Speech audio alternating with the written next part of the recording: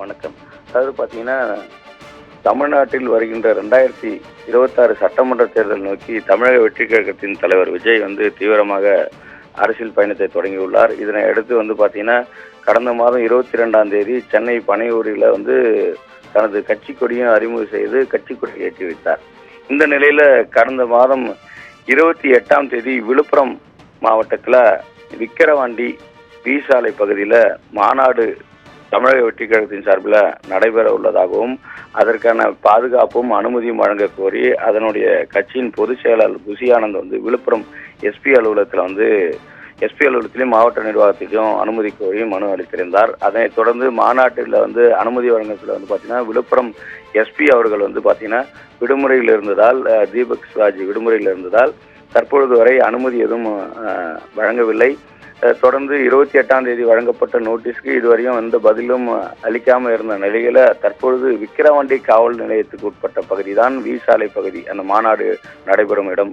அதனால் அந்த இடத்துல பார்த்தீங்கன்னா ஒரு 85 ஏக்கர் பரப்பளவில் இந்த மாநாடு நடத்த தமிழக வெற்றிக் கழகத்தின் சார்பில் திட்டமிட்டுள்ளனர். இதனைத் தொடர்ந்து அந்த மாநாட்டிற்கான ஏற்பாடுகள் என்னவா இருக்கும், என்ன டைமில் மாநாடு நடத்த போகிறீங்க, எந்த நேரத்தில் நடத்த போகிறீங்க, எந்த கரெக்டாக நீங்கள் சொன்ன 23ஆம் தேதியிலே மாநாடு நடத்த போகிறீங்களா, அப்படி இல்லை அது தேதி மாறி வருவதா, அந்த மாநாட்டிற்கு எந்தெந்த அரசியல் பிரமுகர்கள் கலந்து கொள்ள உள்ளார்கள், இல்லை விஐபிகள் யார் அழைக்க உள்ளீர்கள், மாநாட்டிற்கு வரும் பொதுமக்களுக்கு பாதுகாப்பு ஏற்பாடுகள் எந்த அளவுக்கு அங்கே உறுதிப்படுத்தப்படுவதால், மாநாட்டுக்கு வரும் நபர்களுக்கு அங்கே தேவையான வாகன நிறுத்தமிடம் மற்றும் பாதுகாப்பு ஏற்பாடுகள், அப்போ குடிநீர் வசதிகள், அடிப்படை வசதிகள் உள்ளிட்ட பல்வேறு கேள்விகள், அதாவது 3 பக்கங்களில் 21 கேள்வி அடங்கிய அந்த ஒரு விளக்கம் அளிக்க கோரி நோட்டீஸை விக்கிரவாண்டி காவல்துறையில் உள்ள உதவி ஆய்வாளர் காசமுத்து இன்று அதாவது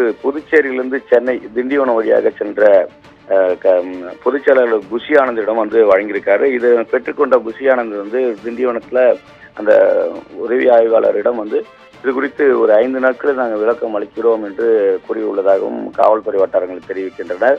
தொடர்ந்து இந்த மாநாட்டிற்கு இங்கு அனுமதி வழங்கப்படுமா என்ற கேள்விக்குறி நீடித்து கொண்டே வருகிறது. ஏனென்று சொன்னால், தற்பொழுது வரை விழுப்புரம் மாவட்ட நிர்வாகத்தில் பார்த்தீங்கன்னா மாவட்ட ஆட்சியர் கூறியது பார்த்தீங்கன்னா இது சட்ட ஒழுங்கு பிரச்சனை என்பதால், போக்குவரத்து நெரிசல்லாம் இருக்கும் என்பதால் இதை எஸ்பி அவர்கள் தான் இதுக்கு மாநாட்டுக்கு அனுமதி வழங்குவார் என்று கை தழுவி தட்டிவிட்டார் என்று மட்டும் காவல்துறையினர் சொல்லுகின்றனர். அனுமதி யார் வழங்குவது என்பது மாவட்ட நிர்வாகத்துக்கும் மாவட்ட காவல்துறைக்கும் இடையே மாற்றி மாற்றி போய் கொண்டு வருகிறது. இதுக்கு யார் முழுமையாக அனுமதி வழங்குவார் என்று எதிர்பார்த்து கொண்டுதான் தமிழக வெற்றிக் கழகத்தின் சார்பில் இருக்கின்றனர்.